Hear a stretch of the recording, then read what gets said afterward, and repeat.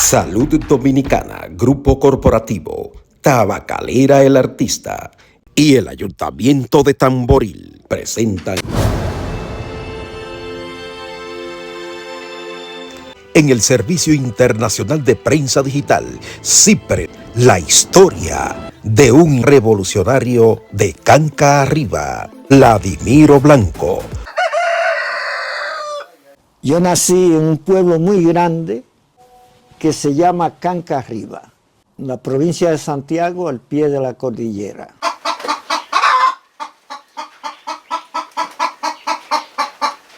¿Cuál fue mi vida? De niño en el campo, lo que hacen los muchachos, tienen que trabajar, y lo que menos me gustaba era eso.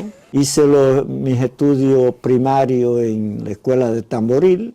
No hice los estudios secundarios porque ya tenía 16 años y me fui a la capital. En la capital trabajé en la Compañía Dominicana del Teléfono y ahí ya entré en los temas sindicales, delegado sindical, segundo en el Sindicato de Trabajadores Telefónicos, que en esa época todavía no habían federaciones de sindicatos. Y el sindicato telefónico era uno de los sindicatos importantes del país. Entonces habían representantes en todo el país. Era un sindicato nacional como el de la Corporación Dominicana de Electricidad. Era un sindicato fuerte, nacional. Yo era el subsecretario general. Ya yo era catorcita cuando entré a la compañía de teléfono. Y después ahí ya seguí mezclaba las actividades políticas y las actividades sindicales, lo que me ayudó mucho, siendo ya militante político, era más perseguido con militantes sindicales. Eso me permitió poder ir a trabajar en la dirección sindical, en la Federación de Sindicatos, irme a San Pedro de Macorís a trabajar como sindicalista a nivel nacional. Y el hecho de ser sindicalista me permitía hacer mis actividades políticas, camuflajearlas. No tenía persecuciones porque yo era sindicalista y todavía se toleraba las actividades sindicales. Después, más tarde, no. Estamos hablando de los años, después de la guerra de abril del 65. En el 66 me votaron de la compañía de teléfono por una huelga en la cual el sindicato participó, una huelga nacional para proteger a los militares constitucionalistas que iban a ser deportados, y lo fueron, con Camaño a la cabeza. E hicimos esa huelga y entonces a nosotros en el sindicato, los dirigentes principales, votaron a todos. Entonces ya como no tenía trabajo, me mandaron para San Pedro de Macorís y ahí fue donde yo pude hacer las actividades políticas y sindicalistas al mismo tiempo. Estábamos muy bien en el 14 de junio. El 14 de junio era un partido que estaba implantado a nivel nacional, en el campo y en la ciudad. El MPD era un ventorrillo con algunos dirigentes de clase media alta y alguna gente de barrio, pocos sindicalistas, pero no tenía el 14 ninguna posibilidad de transformarse en el Partido Comunista del país, mientras que el MPD sí. Mentira todo eso, porque proletariado no había, el país estaba muy atrasado desde el punto de vista industrial. Existían las empresas industriales que Trujillo había creado, pero industrialización no había en el país todavía. Entonces, si no hay industrialización, no hay burguesía. Si no hay burguesía, no hay proletariado. Entonces, ¿a dónde lo iban a buscar? El MPD se transformó en un partido en ese momento, porque había ya representación en el país entero, todos los catorcistas que entraron. Mis actividades se desarrollaron esencialmente en el este, particularmente en San Pedro de Macorís. Iba a la Romana de vez en cuando, pero la Romana nunca me gustaba a mí. Pero sí, estaba Tomayor, estaba en Ceibo, todo en el este. Todavía se podía hablar de política en los parques. Y un día estaba en el parque y estaba el Moreno ahí. Y después que se terminó la reunión, yo me iba y él me siguió y me dijo, Blasi, nosotros necesitamos que ustedes entren al MPD para que el partido sea... Digo, pero Moreno, ¿y por qué ustedes, que son menos, no entran al 14? Y así podemos hacer lo mismo, ¿no? Se rió, bueno. Finalmente, él no me convenció, porque yo no estaba convencido que había que entrar al MPD. Pero bueno, era agradable eso. Mi primer jefe en el MPD, en San Pedro de Macorís, fue Otto Morales. Después, en segundo, Amin Abel. Y todo lo que tuve en San Pedro de Macorís fueron todos asesinados. Cargo preso. Pero eso fue por muy poco tiempo. Me condenaron a 3 meses. Fue porque, estando en San Pedro de Macorís, Amin Abel lo fueron a buscar, pero esa noche él había tenido que ir a la capital a buscar un abogado para que se ocupara de un compañero que había caído preso.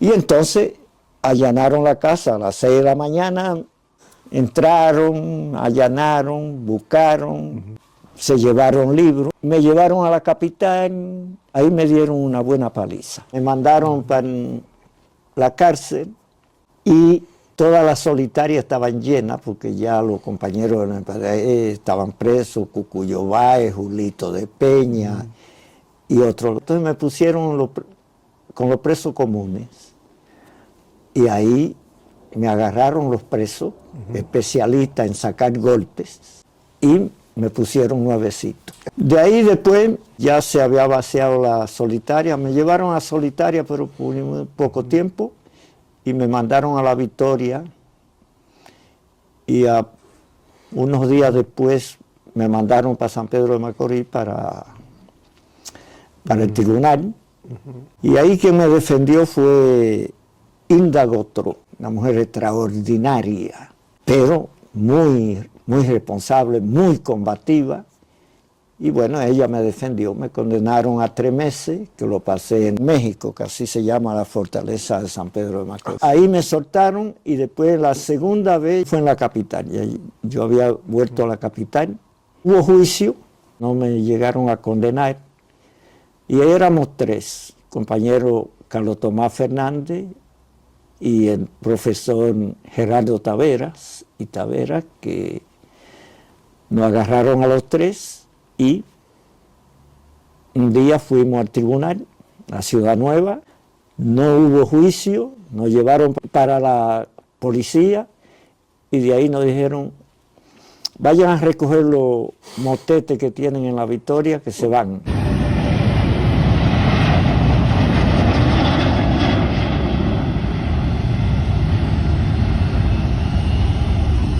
Nos deportaron con destino a París, pero aterrizamos en Madrid y ahí ya nos estaba esperando Aleida, que había sido deportada, ella y su hermana menor, y porque cayeron presas también con nosotros. Y bueno, ella nos fueron a buscar porque ya Silvio Erames Peña y todos los compañeros periodistas ya le habían avisado que llegábamos, que estábamos en el avión de Iberia.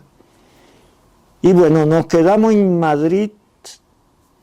Gerardo se quedó un tiempo y después se fue a Inglaterra a hacer unos cursos. Y nosotros dos, Carlos Tomás y yo, nos quedamos en Madrid, pero un día vino la Guardia Civil y dijo, bueno, como ustedes tienen pasaje hasta París, se van. Y ahí nos fue a buscar la que era compañera de un verdugo llamado Manolo Plata, Y con ella viajamos a París. Ya habían compañeros que habían salido para Chile y nosotros pudimos salir. Yo había salido del hospital en Chile. Mi hija aprendió mucho de nuestra solidaridad. Entonces ya vino, nos dijo un día, bueno, hay muchos refugiados y vamos a tener que recibir aquí. Entonces así fuimos recibiendo refugiados. A un momento había en la casa 13 refugiados que venían hasta de Egipto habían. El objetivo de estos refugiados era ir a Inglaterra. Eran de paso aquí, no les interesaba Bélgica, pero en tránsito sí. Entonces, a medida que se iban yendo, venían otros que los reemplazaban en la casa. Logramos formar en 3 ocasiones una organización para dominicanos, pero habían ahí gente que no era gente muy agradable. Y fíjate que no eran dominicanos. El verdugo de esto era un chileno, vivía con una dominicana de Puerto Plata. Echaron a perder las 3 tentativas de formar una organización de dominicanas y dominicanos. Un canca arriba, sí. No, yo sigo siendo dominicano y no sé si podría ya volver a vivir en República Dominicana, porque ya en realidad, aparte de mi familia, tengo todavía 3 hermanas y un hermano, y tengo otro hermano en Estados Unidos. Pero son 4 hermanos que yo tengo allí en República Dominicana. Ya los nietos, los sobrinos no los conozco, y porque hace mucho, la última vez que tuve fue en el 18, pero sí me gustaría ir.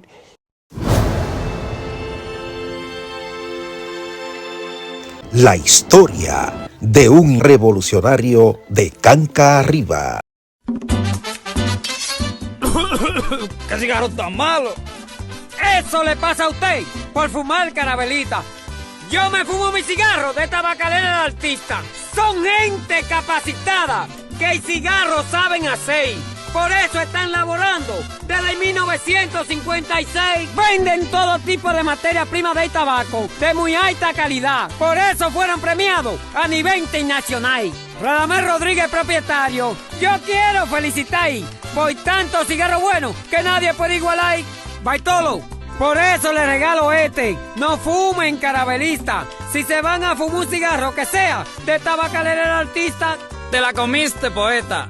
Me le estoy aquí deletando porque Tabacalera el Artista está. ¡Adelante, adelante! Tabacalera el Artista, símbolo de experiencia.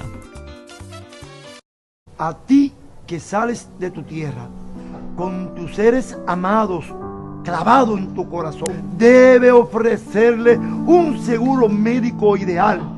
Yo, doctor Cruz Jiminián, que recomiendo Salud Dominicana, un plan tan maravilloso que parece caído del cielo. Con apenas $38 mensuales, tú lograrías que los que quedaron aquí reciban asistencia médica en los mejores centros de salud de República Dominicana. Tú me conoces bien. Si te lo recomiendo es porque lo conozco. Salud Dominicana, el plan médico que mayor cobertura te da en toda la geografía nacional.